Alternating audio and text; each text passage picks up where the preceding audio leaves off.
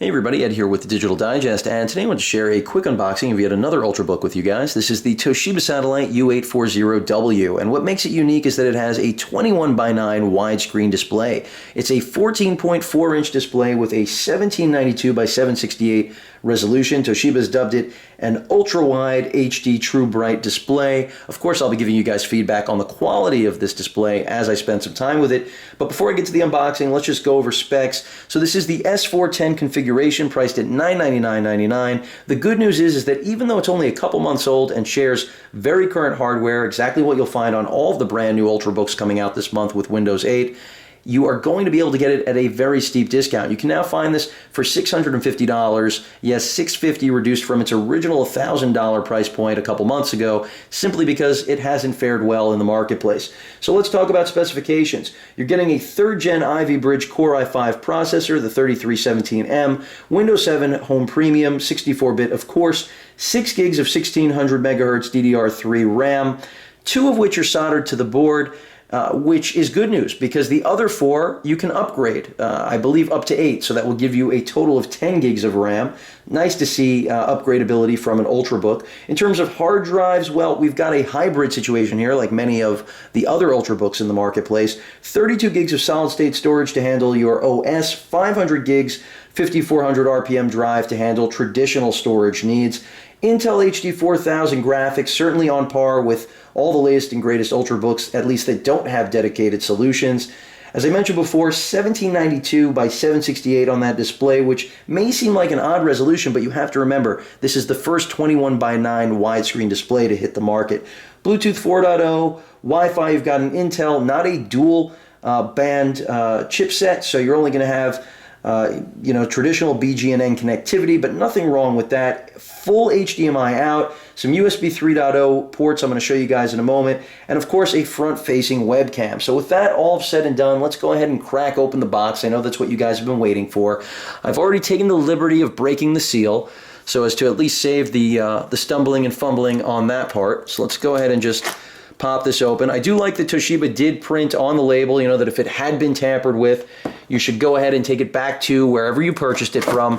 And quite frankly, more and more manufacturers should be leaning on such a policy, because after all, there are too many instances of products getting resold these days that are not new. Of course, if you're buying this from a big box retailer like Amazon or Best Buy, you won't have to worry. So obligatory paperwork about Microsoft Office 2010, nothing interesting there.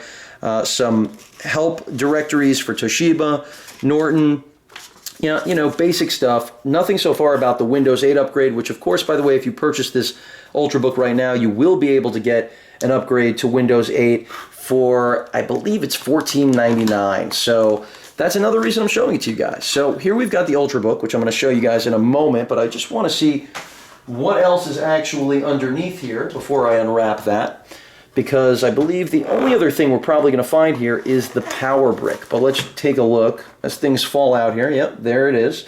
So we've got a relatively traditional power brick, not really compact like some other Ultrabooks, maybe like the ZenBook, but still pretty small, nothing too big, but also nothing out of the ordinary here. And that, of course, is the part that goes directly into the wall.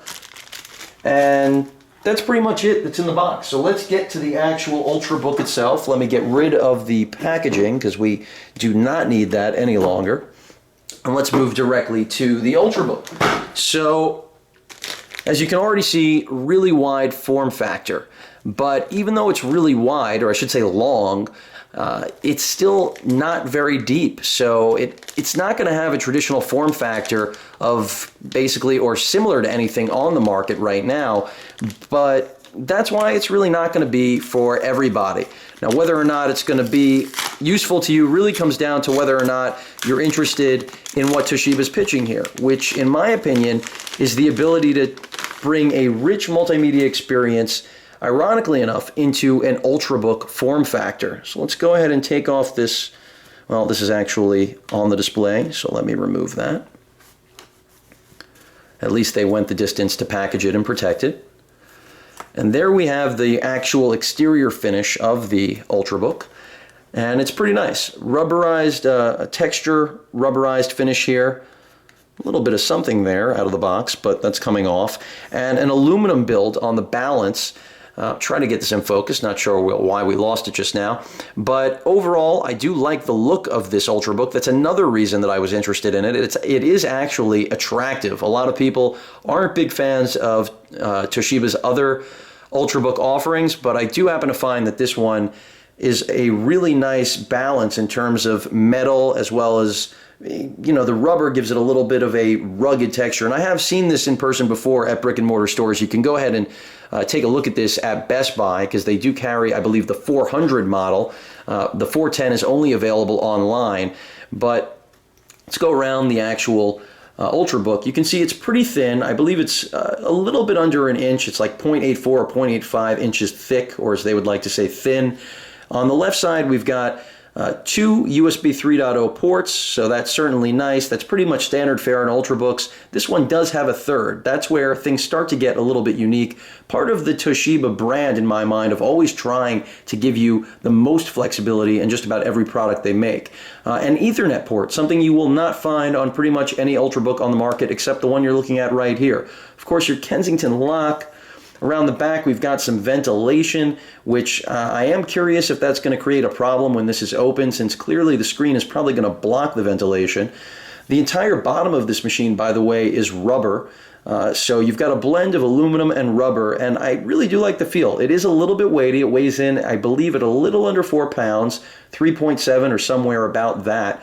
As you can see, we've got the power port right here on the right side, back end of the machine, a full-size HDMI port, something you won't find on many Ultrabooks, another USB 3.0 port, but this is the one you can also charge from, like all new Ultrabooks that offer that charging capability while the machine hibernates. And then you've got a microphone port as well as a headphone jack right here, flanking, or I should say next to that USB 3.0 port. So that pretty much rounds out the left, right, and back. On the front, front right side, we've got our card reader as well as some LED lights. It looks like we've got charging, power, and Wi-Fi connectivity. If you guys can make that out, I think you should be able to. So that pretty much covers the actual hardware, and you know, the build really does feel very, very solid, especially when you think about that this is right now a $650 Ultrabook, and it's only been on the market for a couple of months. So really, it's all a matter of poor sales resulting from this, what many refer to as awkward form factor. Right now, out of the box, I can see how some people are finding it difficult to get accustomed to something like this, because even though it is an Ultrabook, it is compact, it is relatively lightweight, that 14.4-inch display that I'm about to open up is stretched across a lot more surface area in terms of width. And that length means that you're going to have to buy a case that will accommodate a 15-inch laptop, even though this is only a 14.4 and obviously doesn't have the height of a traditional 15-inch Ultrabook laptop, you name it. So let's go ahead and open this up, see what we've got here. And there is the keyboard, and pretty large trackpad, I have to say. And I haven't read anything negative about this. The reviews overall really have pointed to negative opinions only because of the form factor. Not a lot beyond that. And that's part of the reason I was attracted to this machine, because in terms of specs and price point, it beats just about everything on the market. So if you're comfortable with the display and the form factor, then you're probably going to like this machine, especially because of its really, really low price point, especially when you think of the fact that it was $1,000 not too long ago. And by not too long ago, I don't mean a year ago, I mean 2 months ago, or even a month ago. So keyboard backlit, not going to demonstrate that for you guys now. Obviously, I have to put it through a charge. A lot of stickers going on here. Never a big fan of that. Rubberized texture on the wrist pad or arm pad here, which is nice, obviously, for typing. Because of the extra surface area, you do get a little bit more room on the keyboard. The keys do seem a little bit small, though, to me. And at first glance, a little bit stiff, but I can't give you guys real impressions. Speakers flank the keyboard. From what I've read, the Harman Kardon sound on this machine pretty much is best in class, and I'm looking forward to putting that to the test. That also obviously plays into the idea of this being a rich multimedia experience, or at least attempting to offer that. Now, I can tell you guys the screen is high gloss, and that's why you can see just about everything on Earth reflecting. So some of you won't like that, but I don't really think that's a big deal for many users out there, especially when you consider the value you're getting from this Ultrabook. So I'm going to spend more time with it. There's a side profile for you guys. Going to spend more time with it, give you guys some feedback, let you know how it performs, what battery life is like, and whether or not I find this 14.4-inch 21:9 widescreen display to be a gimmick or a practical useful Ultrabook experience, and especially whether or not it's just a very good value, which right now, at least on paper, and in terms of the way the build quality seems to at least be presenting itself out of the box, it does seem like a great value. By the way, last word, battery life, you're looking, at least on paper, at roughly 6.5 hours. That's what I've been reading. I expect to get roughly that because that's one area where this Ultrabook seems to fare well. But again, that pretty much rounds out this Ultrabook unboxing. Again, this is the S410 configuration of this widescreen 21:9 widescreen Ultrabook from Toshiba. If you guys have any questions or comments, please feel free to post them. And of course, as usual, please feel free to subscribe. Later.